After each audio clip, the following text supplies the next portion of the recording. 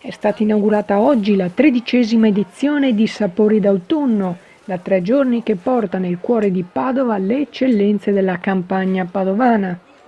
Oltre 30 gli stand che propongono prodotti di stagione e del territorio.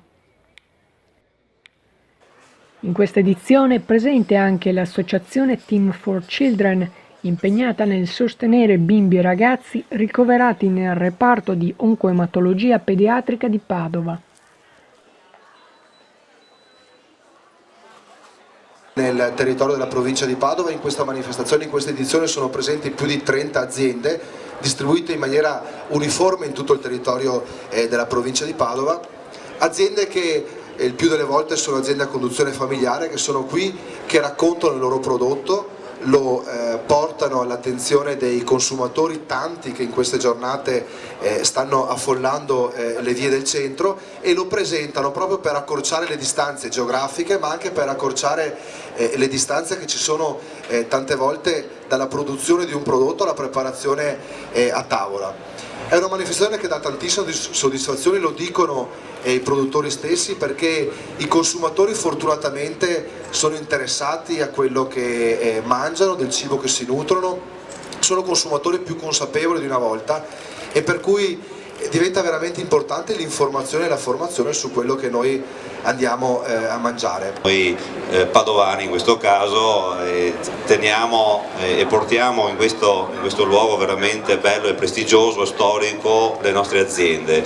In primis bisognerebbe proprio ringraziare loro che sono presenti qui oggi, sì, ma sono presenti tutto l'anno a lavorare sui campi, dentro le loro aziende, a produrre delle eccellenze che oggi i cittadini magari che passano e sono un po' distratti sempre da altre cose, dai negozi, dalla vita quotidiana, magari oggi incontrano proprio nelle piazze. Io insisto sempre molto nella stagionalità e nell'incontro con la stagionalità dei prodotti, perché avere e portare a casa prodotti stagionali significa prodotti freschi, prodotti a chilometro zero, a miglio zero, perché io poi anche la pesca oggi non ci sono, ma insistiamo anche su questi prodotti dell'acquacoltura e della pesca e agricoli messi insieme, ma soprattutto sono prodotti controllati, perché tutte queste aziende che vedete qui oggi sono certificate, controllate dalle nostre ULSS, dal nostro sistema veterinario, dai disciplinari che noi come Regione Veneto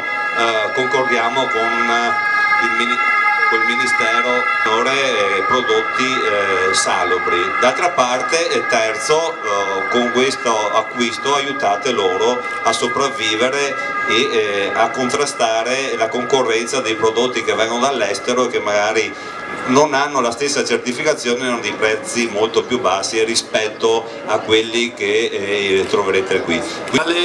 Però io volevo fare una precisazione. Vedete, quando una cosa si fa, la si vede bella, ci si dimentica di come ci si arriva. Ecco, io oggi vorrei invece ringraziare in modo particolare l'assessore Gottardo della provincia, ma tutta la provincia nella sua complessità, per aver riportato l'attenzione verso i nostri prodotti, ma per esserci.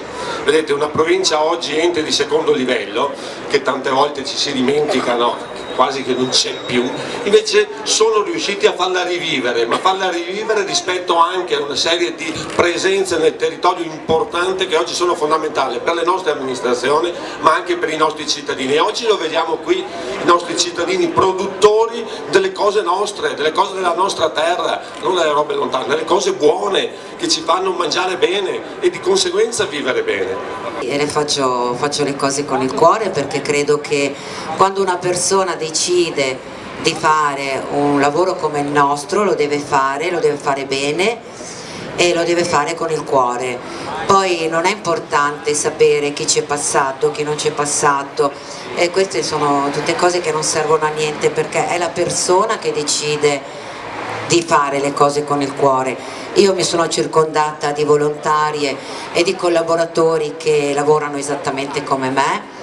Abbiamo realizzato un pezzo di ospedale, non credo sia stata una cosa facile, però l'abbiamo fatto. L'abbiamo dedicato ai nostri ragazzi adolescenti oncologici, perché abbiamo voluto che avessero uno spazio dedicato a loro. Adesso ci stiamo concentrando su altri piani della pediatria e continueremo così perché fortunatamente ci sono persone come le persone che acquisteranno i prodotti durante questa manifestazione, come il consigliere Vincenzo Gottardo che credono in noi, e finché avremo donazioni continueremo appunto a donare perché è il nostro lavoro. Grazie. Swisher Channel News, Padova.